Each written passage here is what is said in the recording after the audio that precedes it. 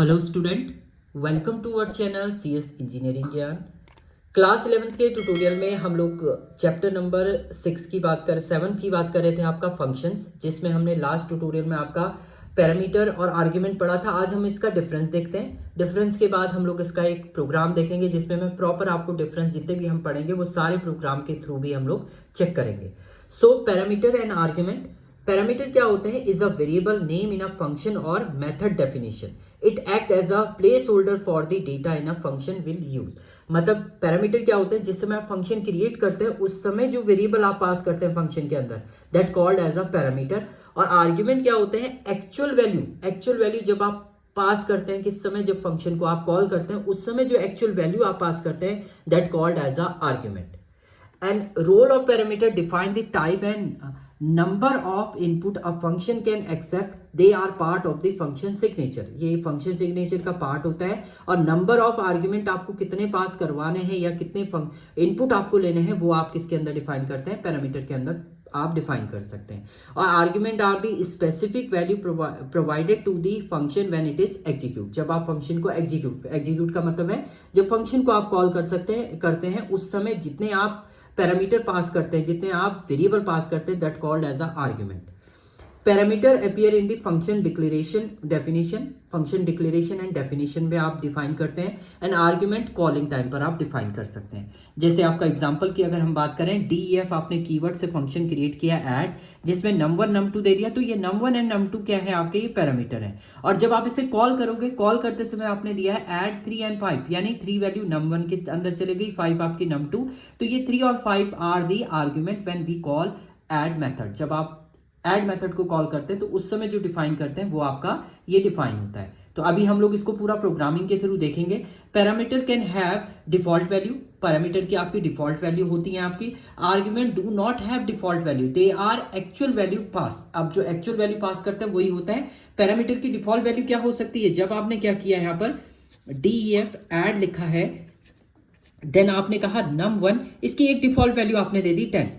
अगर आप आर्ग्यूमेंट को जब कॉल करेंगे, जैसे आपने मान लीजिए ऐड को कॉल किया, आपने मान लीजिए यहाँ पर 3 एंड 5 दे दिया अभी तो, और num2 की वैल्यू भी आप डिफॉल्ट वैल्यू दे देते हैं 5, ये दे दिया। और दूसरे केस में आपने ऐड किया और यहाँ पर कोई वैल्यू पास नहीं की, तो ये क्या करता है? उस केस में आपकी डिफॉल्ट वैल्यू को ये कंसीडर कर लेता है। और अगर आप पास करेंगे तो एक्चुअल वैल्यू को ही ये आपका कंसीडर करता है फंक्शन।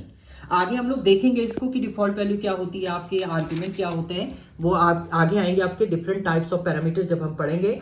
एंड इसके बाद आपका नेक्स्ट पॉइंट है parameter themselves do not change, the value they hold can change as different argument are pass in the function. Parameter आपका अब खुद से चेंज नहीं हो सकता है, वैल्यू पासिंग टाइम पर आप इसको चेंज कर सकते हैं। आर्ग्यूमेंट कैन बी मल्टीपल और म्यूटेबल और immutable depending on their data type. Mutable and immutable क्या क्या होता है? आगे आपने पढ़े थे, लिस्ट, टपल, डिक्शनरी, आगे भी पढ़ेंगे हम लोग, पहले भी मैंने बताया था। म्यूटेबल क्या होते हैं? जिनको आप चेंज कर सकते हैं। इम्यूटेबल होते हैं जिन्हें आप चेंज नहीं कर सकते। तो आर्ग्यूमेंट दोनों टाइप के आपके होते हैं, वो म्यूटेबल भी हो सकते हैं, इम्यूटेबल भी। Parameter scope are local to a function where they are defined. Local इसका स्कोप होता है। Local variable and global variable का कॉन्सेप्ट भी अभी आगे आएगा हमारा। लोकल का मतलब है केवल उसी फंक्शन के अंदर आप उस पैरामीटर को यूज कर सकते हैं। Argument scope can be any scope, they can be variable and exit outside the function literals. मतलब जो आर्ग्यूमेंट का स्कोप होता है वो आपका ग्लोबली डिफाइन होता है, तो आउटसाइड भी आप इसको यूज कर सकते हैं। Parameter define the expected input from for a function providing a template. मतलब आपका जो पैरामीटर है वो एक्सपेक्टेड एक इनपुट आपका डिफाइन करता है फंक्शन को, जबकि आर्ग्यूमेंट फ्लेक्सिबिलिटी पर डिफाइन करता है कि आपने क्या पास किया है उसके अकॉर्डिंग आपका क्या रिजल्ट जनरेट करा है। सो ये डायनेमिकली एग्जीक्यूट होता है और ये प्रोवाइडिंग अ टेम्पलेट की तरह आपका वर्क करता है। कौन? पैरामीटर। तो ये आपके थे difference between argument and parameter. अभी हम लोग इसका कोड देखते हैं, कोड में भी हम लोग ये सब चीजें समझेंगे। चलिए कोड पे हम लोग चलते हैं।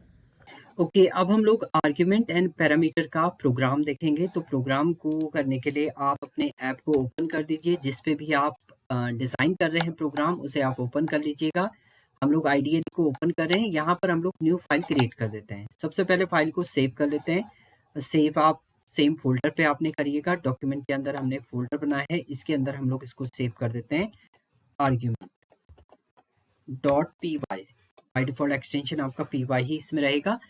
तो सबसे पहले आपको क्या करना है, फंक्शन क्रिएट करना है। तो DEF फंक्शन आपने बना दिया ऐड, यहाँ पर फंक्शन, ये हमने यहाँ पर एक फंक्शन बना दिया। इसके अंदर दो वेरिएबल आपने पास कर दिए a, b। So these two variable are called as a parameter. जब आप फंक्शन क्रिएट करते हैं उस समय जो वेरिएबल आप पास करते हैं फंक्शन के अंदर, that called as a parameter.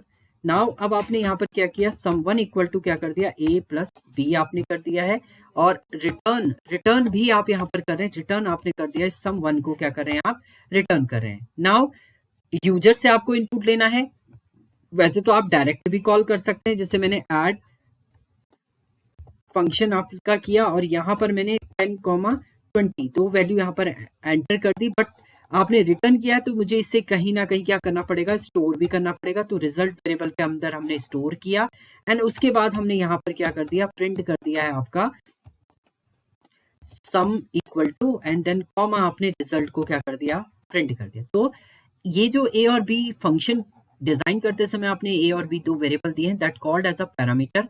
और जब आप फंक्शन को कॉल कर रहे हैं उस समय आप 10 एंड 20 दे रहे हैं, इसको हम लोग बोलते हैं आर्ग्यूमेंट। तो यहाँ पर आपने आर्ग्यूमेंट पास किए 10 एंड 20।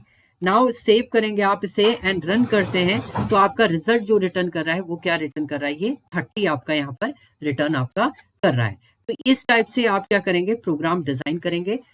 इसके अलावा अगर आप यूजर से लेना चाह रहे हैं इनपुट, तो आपने क्या किया, यहाँ पर एक वेरिएबल लिया है num1 equal to int input,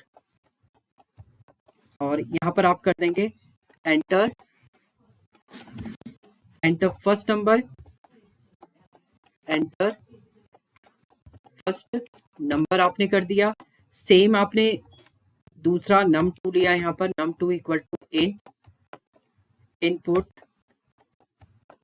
enter second number आप कर देंगे, यहाँ पर एंटर सेकेंड नंबर आपने किया। एंड देन आप क्या करेंगे, आप प्रिंट में, डायरेक्ट प्रिंट स्टेटमेंट में आप यहाँ पर कर सकते हैं सम वन इक्वल टू आप डायरेक्टली कॉल कर देंगे किसे, ऐड मेथड को। तो यहाँ पर आपने ऐड फंक्शन को आपने कॉल किया और यहाँ पर आपने दोनों पैरामीटर पास कर दिए, num1 num2, ये आपने पास कर दिए। सेव करेंगे, आप रन करेंगे, देखिए पहले वाले में तो 30 आ गया, फिर आपने 10 और फिर आपने 30 दिया दूसरी वैल्यू, तो आपका यहाँ पर 40 रिटर्न हो गया है। तो यहाँ पर जो आपने ये पास किए हैं ये आर्ग्यूमेंट है, ये भी आपका आर्ग्यूमेंट है, ये आपके पैरामीटर हैं। पैरामीटर आपके इक्वल रहेंगे, सेम रहेंगे, और जितने जो आर्ग्यूमेंट होंगे वही आपके पैरामीटर भी डिफाइन होंगे। इस टाइप से आप रिप्रेजेंट कर सकते हैं आर्ग्यूमेंट एंड पैरामीटर को। Thank you student.